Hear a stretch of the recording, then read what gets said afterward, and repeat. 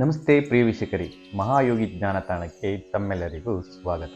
ಈ ವಿಡಿಯೋದಲ್ಲಿ ಮಖಾ ನಕ್ಷತ್ರದಲ್ಲಿ ಜನಿಸಿದವರ ಗುಣಸ್ವಭಾವಗಳು, ವಿಶೇಷತೆಗಳು ಹಾಗೂ ಹಣ, ಅದೃಷ್ಟ, ಖ್ಯಾತಿ ಬರಬೇಕು ಅಂದರೆ ಏನು ಮಾಡಬೇಕು ಅಂತ ವಿಡಿಯೋದ ಕೊನೆಯಲ್ಲಿ ತಿಳಿಸ್ಕೊಡ್ತೇನೆ.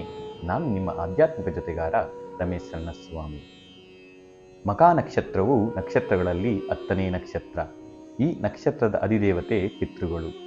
5 ನಕ್ಷತ್ರಗಳು ಸೇರಿ ಪಲ್ಲಕ್ಕಿ ಆಕಾರದಲ್ಲಿ ಈ ನಕ್ಷತ್ರವು ಕಂಡುಬರುತ್ತದೆ. ಮಖಾ ನಕ್ಷತ್ರವು ಸಿಂಹ ರಾಶಿಗೆ ಸೇರ್ತದೆ. ಮಖಾ ನಕ್ಷತ್ರದ ಗ್ರಹ ಅಧಿಪತಿ ಕೇತುಗ್ರಹ. ಈ ನಕ್ಷತ್ರದಲ್ಲಿ ಜನಿಸಿದವರಿಗೆ ಹೆಸರಿಡಲು ಮಾ, ಮೀ, ಮೂ, ಮೇ ಅಕ್ಷರಗಳು ಸೂಕ್ತವಾಗಿರುತ್ತದೆ. ಈ ನಕ್ಷತ್ರವು ರಾಕ್ಷಸ ಗಣಕ್ಕೆ ಸೇರುತ್ತದೆ. ಅಂತ್ಯನಾಡಿ, ಮಧ್ಯಲೋಚನ, ಸ್ತ್ರೀಲಿಂಗ ನಕ್ಷತ್ರ, ಪಾದರಜ್ಜು, ಶೂದ್ರ ಜಾತಿ, ಕಪ್ಪು ಬಣ್ಣ ಮತ್ತು ಇಲಿ ಯೋನಿಗಳನ್ನು ಸೂಚಿಸುತ್ತದೆ. ಈ ನಕ್ಷತ್ರದಲ್ಲಿ ಜನಿಸಿದವರಿಗೆ ವಿದ್ಯೆ ಚೆನ್ನಾಗಿ ಒಲಿದು ಬರುತ್ತದೆ. ಆಡಳಿತ ಮತ್ತು ನಿರ್ವಹಣೆ ಕ್ಷೇತ್ರಕ್ಕೆ ಸಂಬಂಧಿಸಿದ ವಿದ್ಯೆಯಲ್ಲಿ ಹೆಚ್ಚಾಗಿ ಆಸಕ್ತಿ ಇರುತ್ತದೆ. ತಾಂತ್ರಿಕ ಮತ್ತು ಗಣಕ ವಿದ್ಯೆಗಳಲ್ಲಿ ಇವರು ಹೆಚ್ಚಿನ ಯಶಸ್ಸನ್ನು ಸಾಧಿಸುತ್ತಾರೆ. ಇವರ ಉದ್ಯೋಗ ವಿಶೇಷತೆ ನೋಡೋದಾದರೆ ಆಡಳಿತ, ರಾಜಕೀಯ ಇವರಿಗೆ ಹೇಳಿ ಮಾಡಿಸಿದಾಗಿರುತ್ತದೆ. ಹಾಗೆ ಕೆಲಸ ಮಾಡಲು ಇವರು ತುಂಬ ಆತುರ ಆಗಿರ್ತಾರೆ. ಹಾಗೆ ಕೆಲಸ ಮಾಡಿಸುವ ಕಲೆ ಇವರಲ್ಲಿ ಚೆನ್ನಾಗಿರುತ್ತದೆ. ಉದ್ಯಮ ಮತ್ತು ಸಂಸ್ಥೆ ಸ್ಥಾಪಿಸಿ ನಡೆಸುವ ಸಾಮರ್ಥ್ಯ ಇವರಿಗೆ ಜನ್ಮದತ್ತವಾಗಿ ಬಂದಿರುತ್ತದೆ. ಹಾಗೆ ಕಾನೂನು ಮತ್ತು ತಾಂತ್ರಿಕ ಕ್ಷೇತ್ರಗಳಲ್ಲಿ ಸೇವೆ ಸಲ್ಲಿಸುವ ಯೋಗವೂ ಇವರಿಗೆ ಇರುತ್ತದೆ.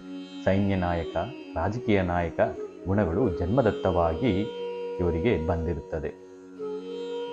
ಇನ್ನು ಮಖಾ ನಕ್ಷತ್ರದ ಪ್ರೇಮ, ಪ್ರೀತಿ, ವೈವಾಹಿಕ ಜೀವನದ ಬಗ್ಗೆ ನೋಡೋದಾದರೆ ನಿಮ್ಮ ನಾಯಕತ್ವ ಗುಣ, ಆಕರ್ಷಕ ವ್ಯಕ್ತಿತ್ವ ನೋಡಿ ಅದೇ ಅರಿಯದಲ್ಲಿ ನಿಮ್ಮನ್ನು ತುಂಬ ಜನ ಇಷ್ಟಪಡ್ತಾರೆ, ನಿಮ್ಮ ಹಿಂದೆ ಬರ್ತಾರೆ. ನೀವು ಕೂಡ ಪ್ರೀತಿಯಲ್ಲಿ ಮುಳುಗಿ ಅದರ ಸವಿರುಚಿಯನ್ನು ಅನುಭವಿಸಿ ಕೊನೆಗೆ ಸಾಮಾಜಿಕ ಮತ್ತು ಕೌಟುಂಬಿಕ ಜವಾಬ್ದಾರಿಯಿಂದ ಪ್ರೀತಿಯಲ್ಲಿ ನಿರಾಸೆಯನ್ನು ಹೊಂದುತ್ತೀರಿ. ನಂತರ ಜೀವನದಲ್ಲಿ ಮುಂದೆ ಬಂದು ವಿವಾಹ ಜೀವನಕ್ಕೆ ಕಾಲಿಡ್ತೀರಿ. ನಿಮ್ಮ ಸಂಗಾತಿಯು ನೋಡಲು ತುಂಬ ಆಕರ್ಷಕವಾಗಿ ಮತ್ತು ಸದೃಢವಾಗಿರ್ತಾರೆ. ಹಾಗೆ ಉತ್ತಮ ವ್ಯವಹಾರ ಜಾಣ್ಮೆ, ಬುದ್ಧಿವಂತಿಕೆ ಹಾಗೆ ಒಂದು ಮೆಚೂರ್ಡ್ ಮೈಂಡ್ಸೆಟ್ಟನ್ನು ಹೊಂದಿರ್ತಾರೆ. ಇನ್ನು ನಿಮ್ಮ ವೈವಾಹಿಕ ಜೀವನ ತುಂಬ ಸುಂದರವಾಗಿರುತ್ತದೆ. ಕೆಲವೊಮ್ಮೆ ನಿಮ್ಮ ಸಾಮಾಜಿಕ ಮತ್ತು ಕಾರ್ಯಕ್ಷೇತ್ರದ ಒತ್ತಡದಿಂದ ಸಂಸಾರದಲ್ಲಿ ವೈಮನಸ್ಸು ಮೂಡಿದರೂ ಕಾಲ ಕಳೆದಂತೆ ಎಲ್ಲವೂ ಸರಿ ಹೋಗ್ತದೆ. ಇನ್ನು ನಿಮ್ಮ ಆರೋಗ್ಯವನ್ನು ಗಮನಿಸೋದಾದರೆ ಹೃದಯ ಮತ್ತು ಬೆನ್ನಿನ ಬಗ್ಗೆ ತುಂಬ ಜಾಗ್ರತೆ ಇರಬೇಕಾಗತ್ತೆ. ಹಾಗೆ ತುಂಬ ಕೋಪದ ಸ್ವಭಾವ ಇರೋದ್ರಿಂದ ರಕ್ತದ ಬಗ್ಗೆ ಸ್ವಲ್ಪ ಏರುಪೇರಾಗುವ ಸಾಧ್ಯತೆ ಇರೋದ್ರಿಂದ ಅದು ಗಮನವಹಿಸಬೇಕು. ಸ್ವಲ್ಪ ತಾಳ್ಮೆ ಅಗತ್ಯವಾಗಿ ನಿಮಗೆ ಬೇಕಾಗುತ್ತೆ. ನಿಯಮಿತ ವ್ಯಾಯಾಮ, ನಡಿಗೆ, ಆಹಾರ ಕ್ರಮ ಮತ್ತು ಜೀವನದಲ್ಲಿ ಶಿಸ್ತು ನೀವು ಅನುಸರಿಸಿದರೆ ಯಾವುದೇ ರೀತಿ ದೊಡ್ಡ ತೊಂದರೆ ಇರುವುದಿಲ್ಲ. ದೀರ್ಘಾಯಸ್ಸನ್ನು ನೀವು ಹೊಂದುತ್ತೀರಿ. ಇನ್ನು ಈ ವಿಶೇಷ ಗುಣ ಅಂದರೆ ಇವರು ಸಿಂಹರಾಶಿ ಮಕರ ನಕ್ಷತ್ರದವರಿಗೆ ಸ್ವಲ್ಪ ಅಹಂಕಾರ ಇರುತ್ತದೆ. ಹಾಗೆ ನಿಷ್ಠುರವಾದಿ, ಹಾಗೆ ಹೆಚ್ಚು ಜನಸಂಪರ್ಕ ಇರುತ್ತದೆ. ಇವರಿಗೆ ಶಿವನ ಭಕ್ತರಾಗಿರ್ತಾರೆ. ವ್ರತ, ಪೂಜೆ, ಯಾತ್ರೆಗಳನ್ನು ಹೆಚ್ಚಾಗಿ ಮಾಡ್ತಾರೆ. ಹಾಗೆ ಇನ್ನು ವಿಶೇಷವಾಗಿ ಮಖಾ ನಕ್ಷತ್ರದವರಿಗೆ ವಿಶೇಷವಾಗಿ ಇನ್ನೊಬ್ಬರ ನೋವನ್ನು ಶಮನ ಪಡಿಸುವಂಥ ಸಾಮರ್ಥ್ಯ ಇವರಲ್ಲಿ ಇರುತ್ತದೆ.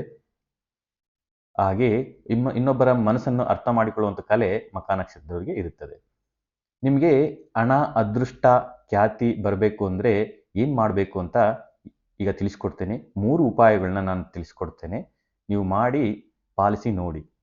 ಮೊದಲನೇದು, ಅನ್ನಾವರಂ ಕ್ಷೇತ್ರದಲ್ಲಿ ನೀವು ವೀರ ಸತ್ಯನಾರಾಯಣ ಸ್ವಾಮಿ ಅನ್ನು ದರ್ಶನ ಮಾಡಿಕೊಂಡು ಕ್ಷೇತ್ರವಾಸ ಮಾಡಿಕೊಂಡು ಸೇವೆ ಮಾಡಿಕೊಂಡು ನೀವು ಬರಬೇಕಾದ್ರೆ ಅಲ್ಲಿ ನೀವು ಸತ್ಯನಾರಾಯಣ ಸ್ವಾಮಿ ವ್ರತ ಮಾಡ್ಕೊಂಡು ಬಂದರೆ ನಿಮಗೆ ಯಶಸ್ಸು, ಧನಕನಕ ಪ್ರಾಪ್ತಿ ಆಗುತ್ತದೆ.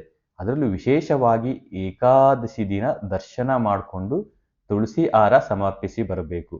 ಈ ರೀತಿ ಮಾಡೋದ್ರಿಂದ ನಿಮ್ಮ ಪೂರ್ವಜನ್ಮದ ಕರ್ಮಗಳೆಲ್ಲ ಕರಗಿ ಈ ಜನ್ಮದಲ್ಲಿ ನೀವು ಹೆಚ್ಚಿನ ಶುಭ ಫಲಗಳನ್ನು ಪಡಿತೀರಾ. ಹಾಗೆ ಭಗವಂತನ ಆಶೀರ್ವಾದ ನಿಮ್ಮ ಮೇಲೆ ಬಿದ್ದು ನಿಮ್ಮ ಅದೃಷ್ಟ ಬದಲಾಯಿಸುತ್ತದೆ.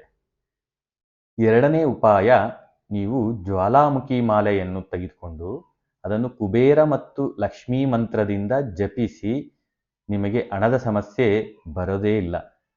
ಆ ಜಪಿಸಿದ ನಂತರ ಮಾಲೆಯನ್ನು ನೀವು ಧರಿಸೋದ್ರಿಂದ ನಿಮಗೆ ಧನ ಸಂಪತ್ತು ಪ್ರಾಪ್ತಿಯಾಗುತ್ತದೆ. ಹಣದ ಕೊರತೆ ನೀವು ಜೀವನದಲ್ಲಿ ಎದುರಿಸೋದಿಲ್ಲ.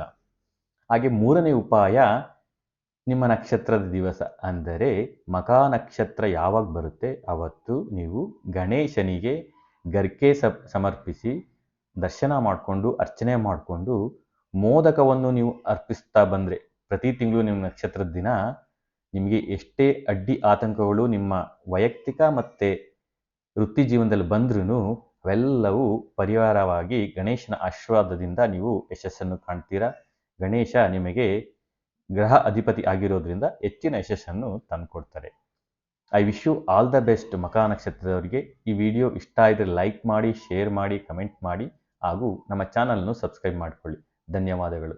ಸಾಯಿರಾಮ್.